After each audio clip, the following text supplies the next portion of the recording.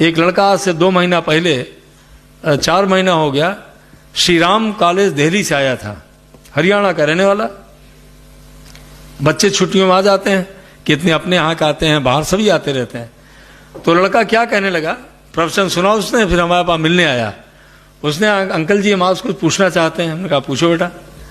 उसने कहा हम श्री राम कॉलेज में पढ़ते थे, पिता ने 2 लाख रुपया कहीं से उधार लिया, एडमिशन हुआ, MBA कर रहा था, और हम किसी को बताने लगे, नकल में पकड़ लिए गए, बताने में पकड़ लिए गए, हम रिस्ट्रिकेट हो गए 1 साल के लिए। अब हम क्या करें, अब रुपया 2 लाख रुपया कहाँ से दें, ये हो गए। तो हमारे मन में आया कि इससे था बिना जीवन अच्छा है, डिप्रेशन में जाने लगा। तो कोई वहाँ बच्चे मिल गए, उन्होंने कहा तुम शांति कुंज चले जाओ। शांति कुंज आ गया। तो हमसे जब कहने लगा, हमने कहा बेटा अच्छा तुम और कुछ मत करो, तुम केवल गायत्री मंत्र लेखन की कॉपी ले लो, आप पूज्य गुरुदेव के समाधि स्थल पर बैठ जाना और गायत्री मंत्र का 1 पेज लिखना, और डेली 10 मिनट प्राणायाम करना सुबह और शाम।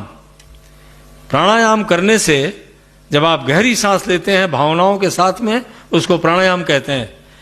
तब जो हमारे आपके अंदर एक न्यूक्लियस है, एमिगडाला न्यूक्लियस, सारी निगेटिविटी वहीं से आती है, वो चार्ज हो जाता है और निषेधात्मक चिंतन खुद ही दिमाग का खत्म होने लगता है।